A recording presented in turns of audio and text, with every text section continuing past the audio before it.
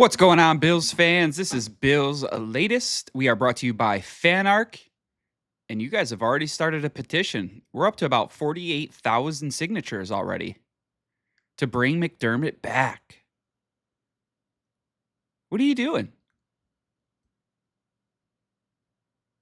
He's not your answer. The more the fallout of this head coaching GM drama continues, the more it becomes clear a lot of Buffalo fans are fair weather fans. I'm going to say it. They don't really watch outside of the Bills. They just want to be a part of the Bills because it's the cool, trendy thing to do in the Western New York area. They're very clueless on what actually goes on in the NFL.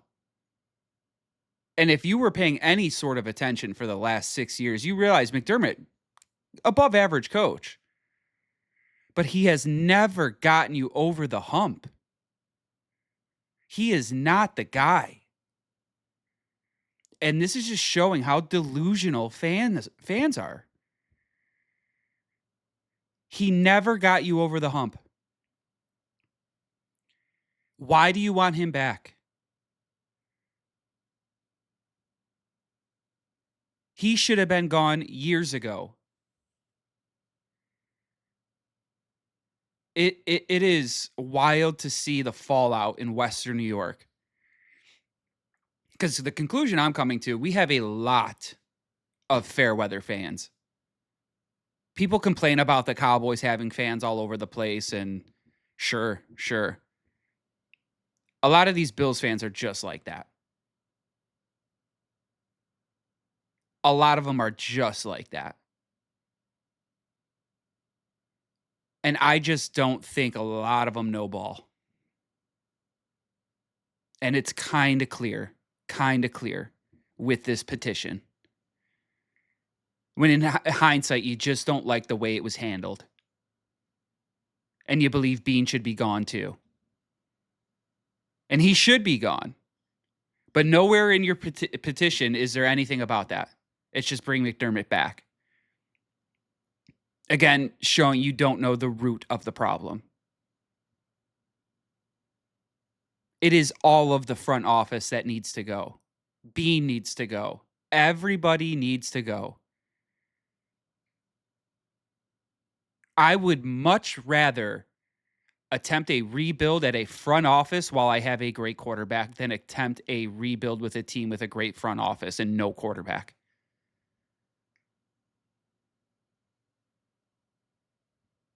So the idea that there are 48, probably going to be almost 60,000 by the end of today, signatures out there to bring this guy back, you're just showing how clueless you are as a fan of the NFL and of the Bills. And your expectations are wrong. You're clearly not watching the games. You're watching the games in a biased view. Like, this is your dad. Your dad's coaching the team. Oh, bring back Dad. No. Dad left. He's not coming back. He went for milk, and you're not going to see him. You're not going to see him. And you got to be wondering, is any of this starting to rattle Pagula if he made the right decision or not with Bean? He has to be wondering at this point. Because ever since the press conferences with those two, Pagula and Bean, it has been a shit show. It has been an absolute shit show. They're just getting berated in the media, being exposed for how unprepared they are for this whole situation. When in reality, this could have been a smooth transition. This, again, should have happened a couple years ago, but it didn't. And then we knee-jerked after we lost to the Broncos, who were a 1 seed. We were a 6 seed, mind you. The only reason any of this exists is because of Josh Allen. If Josh Allen wasn't on the team and we were a 6 seed and lost to a 1 seed, nobody would have been fired. Nobody would have been fired. So I just, It is a weird vibe, weird situation in Western New York that has people just completely exposed. Exposed is, I guess, is the best word to use. They're just a lot of worrying going on. A lot of worrying going on. And a lot of it is Pagula and Bean, man. I was talking to my cousin. He has a 10-year-old. And we were throwing around some hypothetical situations. Let's say Josh Allen leaves Buffalo, right? And you have all of these kids in Western New York, Buffalo, Rochester, Syracuse, wherever. You have them everywhere. Not even just in New York, because Josh Allen is that much of a superstar. They're going to leave the Bills team. Whatever team he goes to, that will be that generation's favorite team, the ones who like Josh Allen.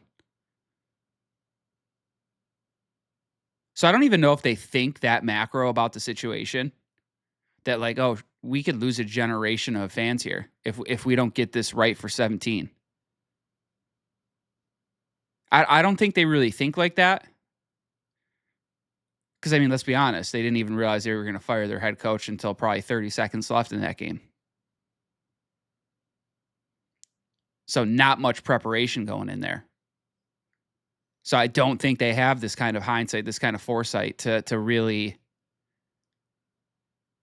put themselves in other people's shoes to see, holy shit, this is what we've done. This is the chaos we've created. And no accountability, zero accountability still from Pagula or Bean. Just a constant passing the buck. Constant passing the buck. And Bean is going to need something and something quick to change the headlines. Something quick. And I think, well, number one, how do you feel if you're a Browns guy or even the Chargers at this matter? I'm willing to call Mike McDaniel the Lane Kiffin of the NFL currently. If he sees a better job, he'll probably take it. So Mike McDaniel was in a position to go for a second interview with the Browns, chose to announce that he's going to be the OC of the Chargers. Buffalo contacts him, says, hey, we'd like to interview you for our head coaching job. He says, all right. No more Browns. So he's meeting today with Buffalo about the head coaching spot while he just accepted an OC job for Los Angeles. That is Lane Kiffin to a T. But besides that, I actually think he could be a good fit. You're not going to get a superstar coach. And I don't want to start with a guy who has never coached before in Webb. I don't want that. Not in a win now. I'm sorry. At least McDaniel has been a head coach and dealt with a crazy organization in the Dolphins. Made Tua look like a superstar. And we all know how good Tua is. Not good. So I think McDaniel could be sneaky good. Sneaky good because the roster is more in place for him. You get him some weapons. Get him one wide receiver. Bean, go get McDaniel. I don't want to see you draft a wide receiver. You draft a wide receiver, guaranteed bust. Go trade for Pickens. Go get one of these proven commodities. Bring in McDaniel and let him and Josh cook. Bring in another defensive coordinator and just go from there. Go from there. My dream team would be McDaniel. I kind of like Anthony Lynn as a DC, and then I would go Belichick as an HC head coach. And if McDaniel wants to be called the head coach, fine. We'll make a new title for Belichick. Just to he's going to be there to make sure everybody doesn't fuck it up. I just think McDaniel offensively is your best candidate out there. I don't care how good Webb is in a meeting room. I don't care. McDaniel put up 70 points in an NFL game. That's a fact. Not a hypothetical, well, Webb could design this and Webb could design that. No, McDaniel's put up 70 in an NFL game with Tua Tagovailoa. Use your head, front office. Do not take a risk on a new hire, a guy that has not been a coach. That's all I'm going to say. But that's it for today's Bills Latest, folks. We were brought to you by FanArc. We hope you hit that like and subscribe button down below. It helps us out tremendously, and we will be back with more stuff for you tomorrow. Thank you guys so much. Bye.